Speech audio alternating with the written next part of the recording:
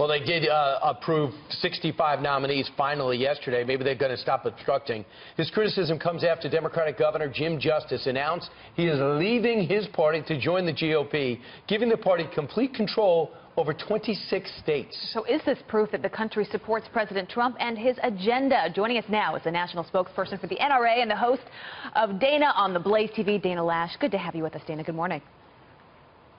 Thank you so much. Good morning to you all. I mean, you look at that map. The Washington Post has an article out this morning about it. It shows you the states that are fully red, meaning that it's controlled by the governor and the legislature. 26 of those states compared to 6 of them that are blue. I mean, that's a huge deal when you look at that. And that moment last night when the West Virginia governor comes out and says, I can't serve you best unless I am a Republican governor of the state. What's your reaction?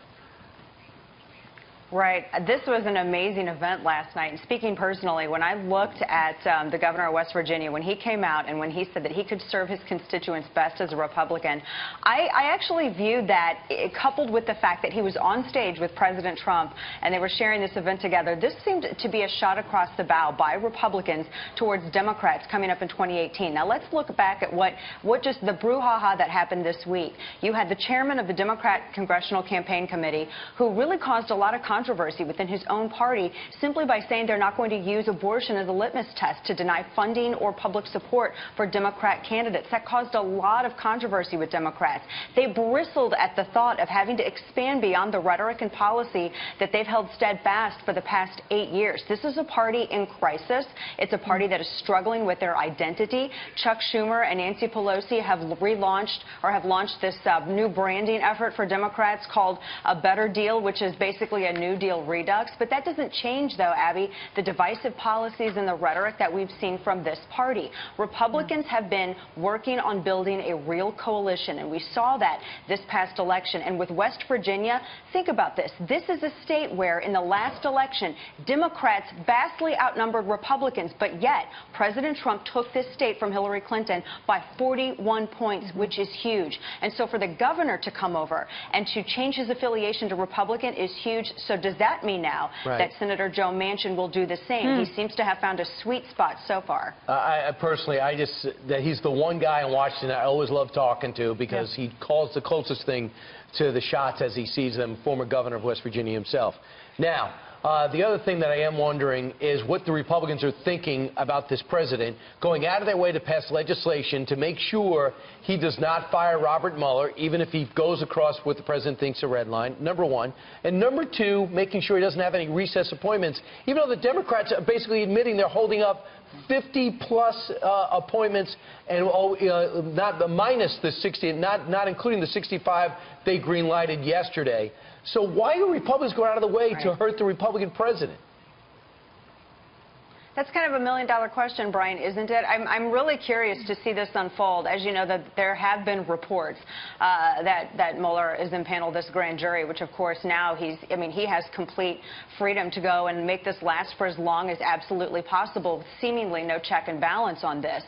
It's just the furthering of this witch hunt, and at which, though, Brian, there's been no evidence at all whatsoever. And Americans are tired of hearing this from Democrats. I mean, people are worried about how they're going to pay their bills, for crying out loud. They're worried about their health care. They're worried about jobs. And in spite of all of this, what we have seen, we saw a historic record with the Dow Jones that was announced this week. We've also seen job creation starting to come back after 8 years of unemployment ballooning.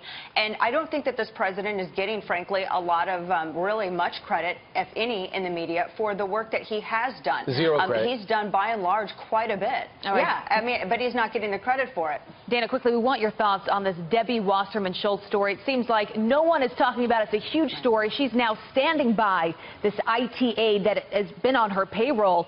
As you know, he's been charged for bank fraud, and he was caught as he was leaving the country at the airport. Here's what she said defending her decision. She says, I believe that I did the right thing, and I would do it again.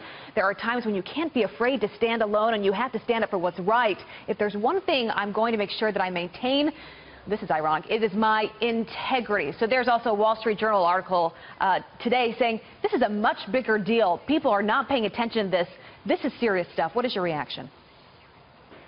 Luke Rosiak has done an amazing job breaking the story and following it for months. I think that there needs to be a full-on congressional investigation into this, and there are a lot of aides to the IT that believe that there may be perhaps some blackmail material here. Why else would you have Debbie Wasserman Schultz threaten the Capitol Police Chief on camera when he's simply trying to take her laptop as evidence in this ongoing investigation? And there's even more out there than what's currently being put up there in the headlines as well. I mean, there's the relationship with the stepmother, the ghost employees, the association with an Iraqi businessman that has Hezbollah contacts, and so much more, Abby. I do wonder if it was a Republican Congressman, Brian, if it would be handled a little differently. Yeah, if you want to know a quick review, Kimberly Strassel on the Wall Street Journal today. Dana, thanks so much.